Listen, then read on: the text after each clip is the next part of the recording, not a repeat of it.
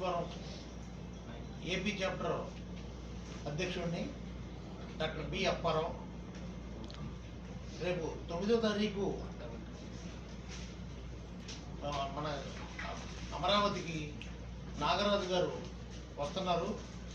ఈ ప్రమోషన్లో రిజర్వేషన్ దాని మీద అవగాహన కల్పించడం కోసం, అదేవిధంగా జనాలకి తెలియజేయడం కోసం దానికోసం వస్తున్నారు. ఆ మీటింగ్ నిమిత్తం ఈరోజు ఇక్కడ ప్రెస్ మీట్ ఏర్పాటు చేయడం అనేటువంటిది జరిగింది.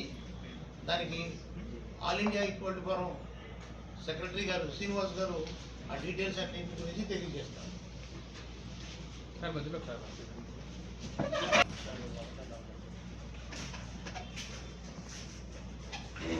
నా పేరు కె శ్రీనివాస్ అండి.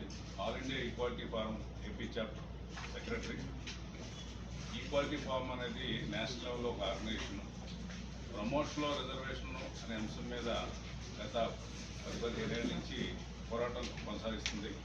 మరి దాంట్లో ఏపీ చాప్టర్లో డాక్టర్ బి అప్పారావు గారు ప్రెసిడెంట్, సెక్రటరీ. మరి ఇక్కడ ఈ రోజుల్లో ప్రమోషనల్ రిజర్వేషన్ అనే అంశం అమలుకు విషయంలో ప్రభుత్వాలు కానీ మరి కోర్టులు కానీ చాలా జాప్యం చేస్తున్నాయి. మరి డాక్టర్ ఎం నాగరాజు గారని ఆయన కర్ణాటకలో ప్రముఖ ఇంజనీర్. ఈ అంశం మీద సుప్రీంకోర్టులో సుదీర్ఘంగా పోరాడి ఒక ల్యాండ్ మార్క్ ట్రీట్మెంట్ తీసుకొచ్చారు. అటువంటి వ్యక్తి మాకు నేషనల్ ప్రెసిడెంట్గా ఉన్నారు ఆల్ ఇండియా ఈక్వాలిటీ ఫామ్కి. రేపు 9వ తారీఖున మన మాకినేని బసవపున్నయ్య ఆడిటోరియంలో ఒక ఈవినింగ్ మీటింగ్ ఒకటి పెట్టాం. దానికి రాష్ట్రంలోని మరి ఓసీ, బీసీ, మైనార్టీ, ఓబీసీలు, ప్రభుత్వ ఉద్యోగాలు పనిచేసిన వీరికి ప్రమోషన్లో రిజర్వేషన్ వల్ల అనేక విధాలుగా అన్యాయం జరుగుతోంది.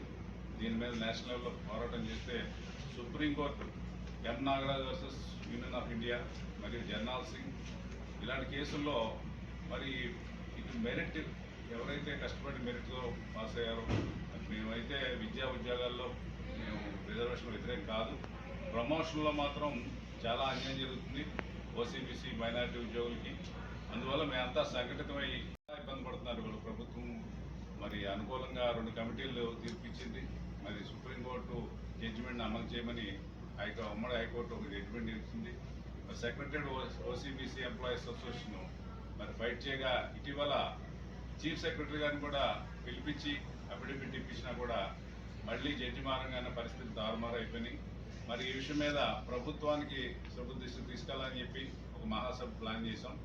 రేపు 9వ తారీఖున ఆ కార్యక్రమానికి ఓసీ, బీసీ, ఓబీసీ, మైనార్టీ సంఘాల యొక్క నాయకులు కూడా వస్తున్నారు. మరియు రాష్ట్ర నలుమూల నుంచి ఈ ప్రభుత్వ ఉద్యోగులు వీళ్ళందరూ కూడా వస్తున్నారు. గతంలో కూడా 2-3 మీటింగ్లు పెట్టాం. మరి సందర్భంగా ప్రభుత్వాన్ని కోరేదంటే మరి ఒక కమిటీ వేశారు, మంత్రుల కమిటీ. ఈ రిజర్వేషన్ ప్రమోషన్లో రిజర్వేషన్ వల్ల సుప్రీంకోర్టు తీర్పుని అమలు చేయాలని చెప్పి కంటెంప్ట్ కేసు కూడా ఉన్నాయి. మరి ఈ టైంలో మళ్ళీ కమిటీలు అని చెప్పి కాలయాపన చేస్తున్నారు. గౌరవ ముఖ్యమంత్రి గారిని కోరేది ఏంటంటే మరి ఇంతమంది నష్టపోతున్నారు. ప్రమోషన్ రిజర్వేషన్ ఎత్తేమని అంటున్నా కోర్టు తీర్పు అనుగుణంగా కొన్ని పారామీటర్స్ ఇచ్చారు. ఆ పారామీటర్స్ ఫాలో అవుతూ ప్రమోషన్స్ ఇవ్వమని. ఎలిజిబుల్ ఓసీ, బీసీ, మైనారిటీ ఉద్యోగులు ఆయా స్థానాలకు చేరుకోలేక ఇబ్బందులు పడుతున్నటువంటి పరిస్థితి.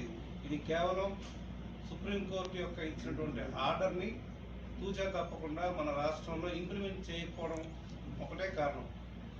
ఆ విషయం మీద హైకోర్టులో అనేక కంటెంప్ట్ కేసులు పెండింగ్లో ఉన్నాయి. 6 సంవత్సరాలుగా ఫైట్ చేస్తూ ఉన్నాము. అతి త్వరలో ఆ కోర్టు కేసులు క్లియర్ అయ్యి ఆ కంటెంప్ట్ కేసులలో ప్రత్యేకించి మన గవర్నమెంట్ కూడా మేము ఆ సుప్రీంకోర్టు ఆర్డర్ని తప్పనిసరిగా ఇంప్లిమెంట్ చేస్తాము. వారికి ఇచ్చిన రిజర్వేషన్ ఎంత పర్సంటేజో అంత పర్సంటేజ్ వరకు వారిని ఉండేలాగా చూసి అంతకంటే ఎక్కువ ఎవరైతే ఉన్నారో వారిని మాత్రమే అక్కడి నుంచి వాటి నుంచి వాళ్ళని తగ్గించి ఎలిజిబుల్ బీసీ, ఓసీ, మైనారిటీ ఉద్యోగులకి న్యాయం చేస్తామని కోర్టులో అఫిడవిట్ ఫైల్ చేసింది ప్రభుత్వం. మరి అఫిడవిట్ ఫైల్ చేసినప్పటికీ కూడా ఈనాటికి కూడా అమలు చేయకపోవడం, అలసత్వం వహించడం అనేది ఓసీ, బీసీ, మైనారిటీలో ఒక మంచి స్థానానికి చేరకుండానే కింది స్థాయి పోస్టుల్లో రిటైర్ అయిపోవడం అనేది బాధాకరం. దాని పరిస్థితిని అతి తొందరగా సాధ్యమైన తొందరగా సరిదిద్ది నివారించి గ్రూప్ ఆఫ్ మినిస్టర్స్ కమిటీ యొక్క రిపోర్ట్ను తొందరగా సబ్మిట్ చేసి అందరికీ న్యాయం చేయాలని చెప్పి ప్రభుత్వాన్ని కోరుతూ ఉన్నాం. రేపు 9వ తారీఖున జరిగే ఈ యొక్క మహాసభకి రాష్ట్ర వ్యాప్తంగా ఉన్న ఓసీ, బీసీ, మైనారిటీ ఉద్యోగులు, కేంద్ర ప్రభుత్వ సంస్థల్లో ఉన్నటువంటి ఉద్యోగులు అందరూ కూడా పెద్ద ఎత్తున తరలివచ్చి ఈ యొక్క సభను జయప్రదం చేయాల్సిందిగా కోరుతూ అందరికీ నమస్కారం.